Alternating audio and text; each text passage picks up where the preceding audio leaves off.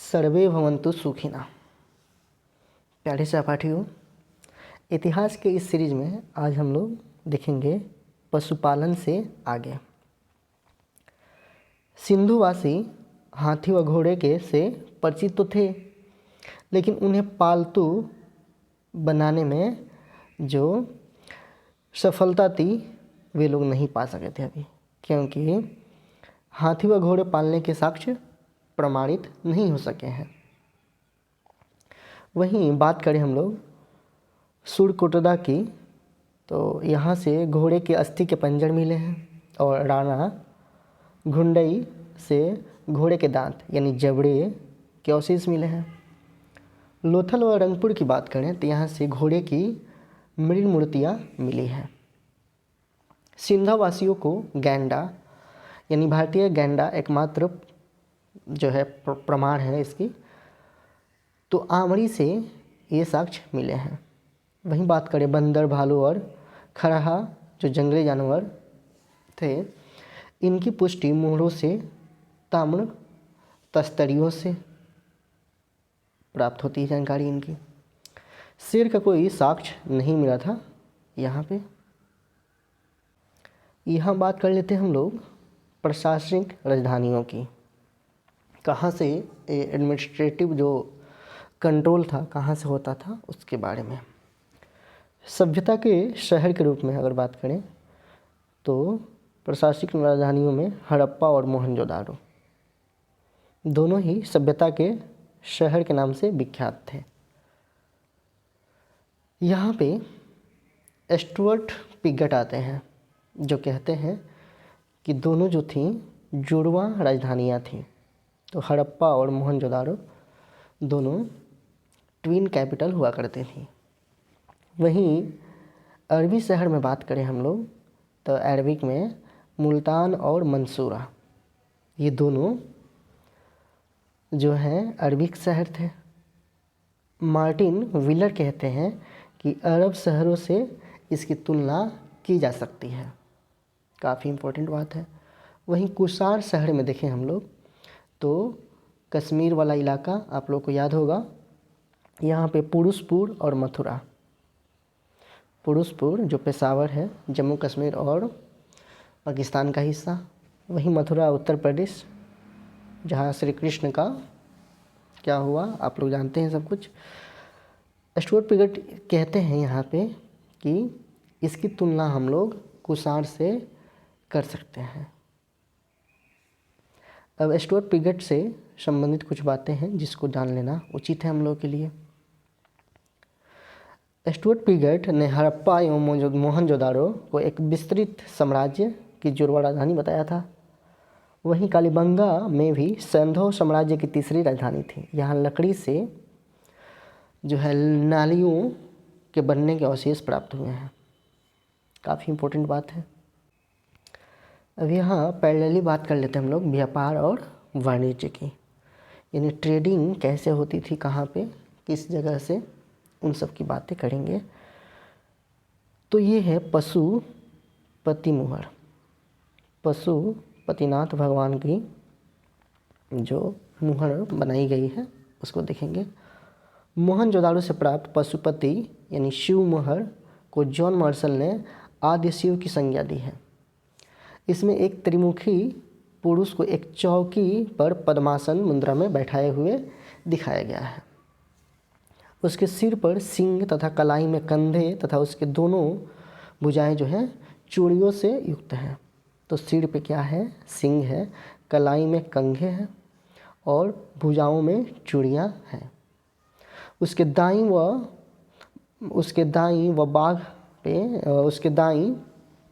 ओर जो है बाघ व हाथी तथा बाईं ओर जो है गैंडा और भैंसा, ये सभी जानवर यहाँ पे उत्कृत हैं। यहाँ पे देखेंगे आप लोग तो देखेगा मुहर में ये क्या हुआ राम जी, यहाँ देखेंगे तो ये है ना। तो यहाँ पे क्या है, दाएं साइड देखिए, दाहिना साइड, इनके दाहिना में ये दाहिना साइड हुआ, ये बायां साइड हुआ, है ना। तो दाएं में क्या है, बाघ है, हाथी है ये, और वहीं बाईं साइड देखिएगा तो गैंडा, और ऊपर जाइएगा तो भैंस दिख जाएगी, यहाँ पे भैंस दिख जाएगी। और चौकी के नीचे 2 हिरन उत्कीर्ण हैं, तो यहाँ पे हिरन आपको दिख जाएंगे, 2 हिरन। ये सभी इम्पोर्टेंट बातें हैं क्योंकि ऑप्शंस में दिया रहेगा इनमें से कौन से जानवर का चित्र जो है इस मुहर में था, है ना, पशुपतिनाथ जी के। तो आप लोग को सारी चीज़ें याद रखनी है। मैं आराम से बोलता हूँ तो इसके पीछे वजह है कि लंबा पढ़ने के लिए शांति से चलना होता है। मैं चिल्ला करके बोलूँगा, आप लोग लगेगा कि इम्फेटिक है। इम्फेटिकली बोलने से कोई चीज़ इम्फेटिक नहीं होता है। जैसे कोई कहता है ध्यान से देखिए इसको, ये वही बच्चा है जो कल नाले में गिरा था और आज पानी में तैर रहा है। तो ये पत्रकार लोग कैसे बोलते हैं जैसे कि उस चीज़ को, अरे भाई नाले में गिरा था, आपको बचाना चाहिए। आप मीडिया वाले उसको ऐसे दिखा रहे हैं जैसे उसने कोई गलती कर दी, जानबूझ के तो वो नाले में गिरा नहीं होगा। तो किसी चीज़ को हाइप करने से अच्छा है उस चीज़ को समझा जाए, है ना। बाकी आप सभी समझदार हैं। इस मुहर में जानवरों की कुल संख्या जो है 6 है। जैसे 2 इस साइड थी, 2 इस साइड और नीचे 2, है ना, 6 हो गए। जबकि जानवरों के जो प्रकार हैं 5 हैं, क्योंकि हिरन 2 हैं तो इसलिए एक संख्या कम हो जाएगी, 5 ही हो जाएगी। इस आकृति को शिव यानी हिंदू धर्म का रूप माना गया है, जो योग की मुद्रा में दर्शाया गया है। पैरों के नीचे 2 मोड़ अंकित थे। आरंभिक धार्मिक ग्रंथ ऋग्वेद में जो है रुद्र नामक देवता का उल्लेख मिलता है, जो बाद में पौराणिक कथाओं में शिव के लिए प्रयुक्त नाम है। लेकिन शिव के विपरीत रुद्र को ऋग्वेद में न तो पशुपति और न ही एक योगी के रूप में दिखाया गया है, यानी मवेशी स्वामी के रूप में भी उनको नहीं दिखाया गया है। सिंधु सभ्यता में सिक्को यानी मुद्रा का जो वो टाइप होता है का प्रचलन नहीं था। क्रय विक्रय वस्तु विनिमय यानी वार्टर सिस्टम के माध्यम से होता था। अदलैन बदलैन जिसको आप लोग कहते हैं कि चावल के बदले गेहूँ, गेहूँ के बदले चावल, पानी के बदले दूध, ऐसी चीज़ों को बोलते हैं हम लोग वार्टर सिस्टम, यानी वस्तु विनिमय की प्रक्रिया। किसी भी पुरास्थल से मुद्रा के प्रमाण नहीं मिले हैं। व्यापारिक वस्तुओं की गांठ पर शिल्पियों और व्यापारियों द्वारा अपनी मुहर की छाप लगाने की प्रथा थी। लोथल से इस तरह की कई मुहरबंदी मिली है। मोहनजोदाड़ो की बात करें तो मोहनजोदाड़ो से मिट्टी की 2 पहियों वाली खिलौना गाड़ी, कांसे की 2 पहियों वाली खिलौना गाड़ी एवं चंदुहारों से मिट्टी से बनी 4 पहियों वाली खिलौना गाड़ी प्राप्त हुई है। लोथल से ऑलवेस्टर पत्थर का एक बड़ा सा पहिया और वाणावली से सड़कों पर बैलगाड़ी के पहिए के निशान बने हैं। ये चीज़ें हैं। मोहनजोदाड़ो से प्राप्त एक मुहर पर नाव के चित्रांकन व लोथल से प्राप्त मिट्टी निर्मित खिलौना नाव से यह अनुमान होता है कि सिंधुवासी आंतरिक व बाह्य व्यापार से मस्तूल वाली नावों का उपयोग करते थे। सिंधु सभ्यता के काल में पोत निर्माण एवं नावों द्वारा समुद्री व्यापार होने की पुष्टि लोथल से प्राप्त जो है गोडीवाड़ा के साक्ष्य से होती है।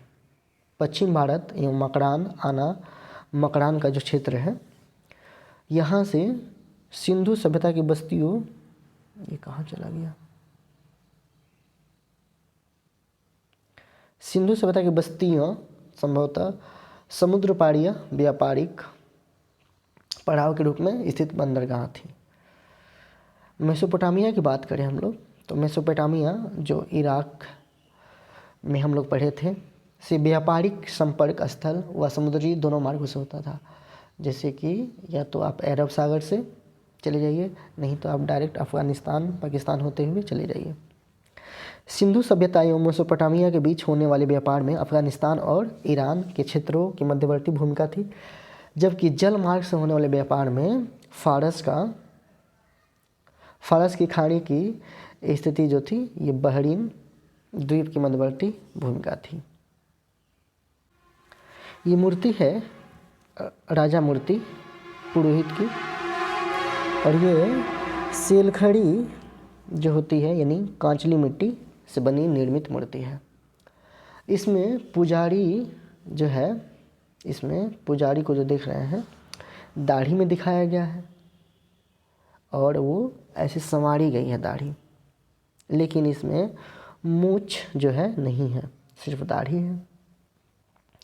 वह तिप्तिया छाप वाला शाल ओढ़े हुए है, उसका बायां जो कंधा है ढका हुआ है, लेकिन दायां कंधा खुला हुआ है।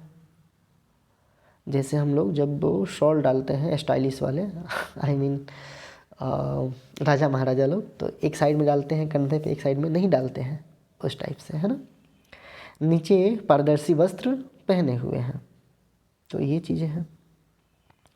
योगी के नेत्र अर्ध खुले हैं और होठ जो हैं, थोड़ा सा मैं नीचे कर दूं तो आप देखते रहिएगा,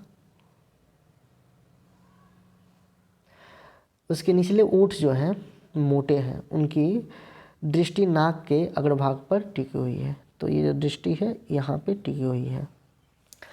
मस्तक पर गोल अलंकरण है। इस पत्थर मूर्ति को पुरोहित राजा की संज्ञा दी गई है।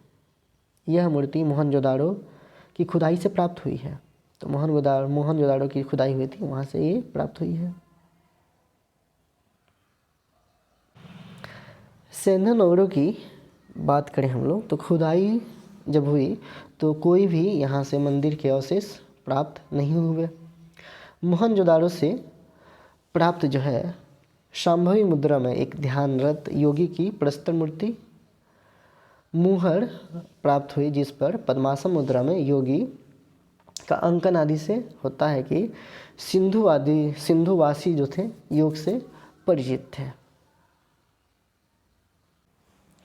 यहाँ संस्कारों की बात करें तो सिंधु सभ्यता में मृतकों के अंतिम संस्कार की 3 प्रथाएं थी। पहला उसमें दाह संस्कार था। इसमें शव को पूर्ण रूप से जलाने के बाद भस्मावशेष जो होते थे उसको मिट्टी के पात्र में रख करके दफना दिया जाता था, और ये हिंदू विधि में ऐसी मिलती है। तो ये हिंदू विधि से मिलती प्रथा है, और ये सर्वप्रमुख प्रथा थी। वहीं पूर्ण समाधिकरण की बात करें दूसरी, तो इसमें संपूर्ण शव को भूमि में दफना दिया जाता था। ये मुस्लिम विधि जो है इससे प्रथा इसकी मिलती है। वहीं आंशिक समाधिकरण की बात करें हम लोग, तो इसमें पशु पक्षियों को खाने के बाद बचे हुए जो शेष भाग होते थे उससे मिट्टी में भूमि के अंदर दफना दिया जाता था। ये पारसी विधि से इसका तरीका मिलता है। कुछ आयातित जो कच्चे माल होते थे वो किस क्षेत्र से बनाए जाते थे इसके बारे में देखेंगे हम लोग। जैसे टीन जो है, टीन ये अफ़गानिस्तान या ईरान से बनाया जाता था। वहीं तांबे की बात करें तो तांबा खेतड़ी जो राजस्थान में है और बलूचिस्तान से आयातित की जाती थी। चांदी ईरान और अफ़गानिस्तान से। सोना अफ़गानिस्तान, फारस, दक्षिणी भारत से। लाजवर्ड जो है मेसोपोटामिया और अफ़गानिस्तान से। वहीं सेलखड़ी की जो चट्टानें होती हैं उसकी बात कर लें तो बलूचिस्तान, राजस्थान और गुजरात से। नील रतन की बात करें तो ये बदख्शां अफ़गानिस्तान में है। नीलमणि की बात करें तो महाराष्ट्र जो दक्षिण भारत में है। हरितमणि दक्षिण एशिया में। शंख जो है और कौड़ियाँ सौराष्ट्र, दक्षिणी भारत आदि क्षेत्रों से। वहीं सीसा की बात करें, सीसा की तो ईरान, अफ़गानिस्तान, राजस्थान से। शिलाजीत हिमालय क्षेत्र से मंगाए जाते थे।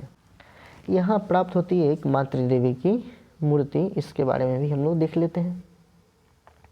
तो हड़प्पा से प्राप्त एक मूर्तिका में स्त्री के गर्भ से निकला पौधा दिखाया गया है। इसमें देखेंगे तो स्त्री के गर्भ से एक पौधे को निकलते हुए ये टोटल जो पूरी तस्वीर नहीं है, इसमें नहीं दिख रहा है।